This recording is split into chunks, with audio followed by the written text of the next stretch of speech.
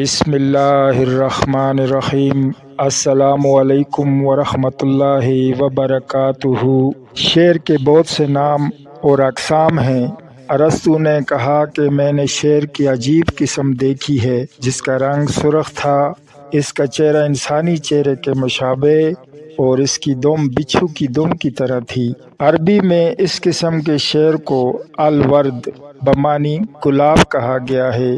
اس قسم کا ایک دوسرا شعر بھی ہے جس کی شکل گائے سے ملتی جلتی ہے اور اس کے کالے سینگ ہوتے ہیں جن کی لمبائی ایک بالشت کے برابر ہوتی ہے۔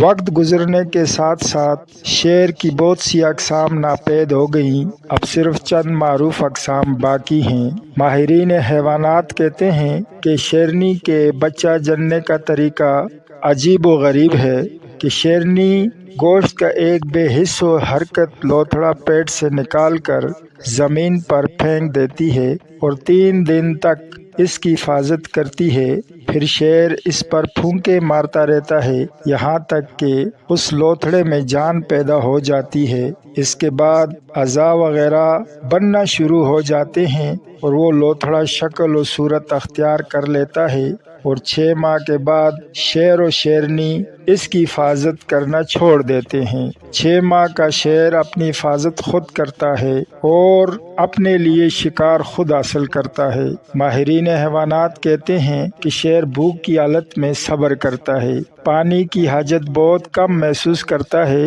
شیر کی خوبیوں میں سے ایک یہ بھی خوبی ہے کہ وہ دوسرے جانوروں کا شکار کیا ہوا جھوٹا نہیں کھاتا۔ اگر شکار کھاتے ہوئے شیر کا پیٹ بھر جائے تو بقیہ اس جگہ چھوڑ دیتا ہے اور پھر دوبارہ اس پر یعنی شکار پر نہیں آتا۔ جب شیر کو شدید بھوک لگتی ہے تو بدمزاج ہو جاتا ہے، لیکن جب شیر کا پیٹ بھرا ہوتا ہے تو بے سدھ ہو کر سست ہو جاتا ہے۔ شیر کتے کا جھوٹا پانی بالکل نہیں پیتا۔ شیر کی یہ بھی خصوصیت ہے کہ وہ شکار کو چبائے بغیر اپنے اگلے دانتوں سے نوچ نوچ کر کھاتا ہے۔ اس کے منہ میں لعاب کم آتا ہے، اس لیے اکثر شیر کا منہ گندا ہوتا ہے۔ شیر ایک دلیر جانور ہے اور اس کی بہادری مشہور ہے، لیکن یہ بلی کی آواز سے گھبراتا ہے اور اس پر خوف طاری ہو جاتا ہے۔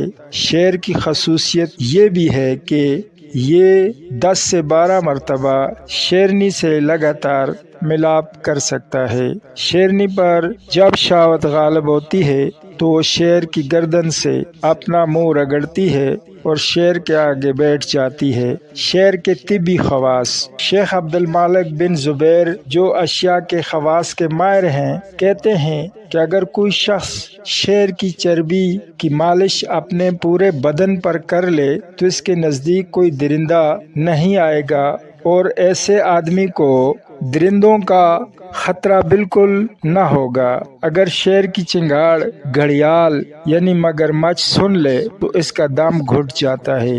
اگر کوئی آدمی نر شیر کا پتا انڈے کے ساتھ ملا کر پی لے اس کے لیے عورت کی تمام بند کھل جاتے ہیں۔ اگر کوئی آدمی شیر کی بالدار کھال کا ایک ٹکڑا باندھ کر گلے میں ڈالے تو مرگی کی بیماری جو بالغ ہونے سے پہلے ہوئی ہو ٹھیک ہو جاتی ہے، لیکن بالغ ہونے کے بعد ہوئی ہو تو اس کے لیے فائدہ مند نہیں ہے۔ اگر کسی جگہ شیر کے بالوں کو آگ لگا دی جائے تو اس کی مہک سے تمام درندے بھاگ جاتے ہیں۔ فالج کے مریض کے لیے شیر کا گوشت بہت مفید ہے۔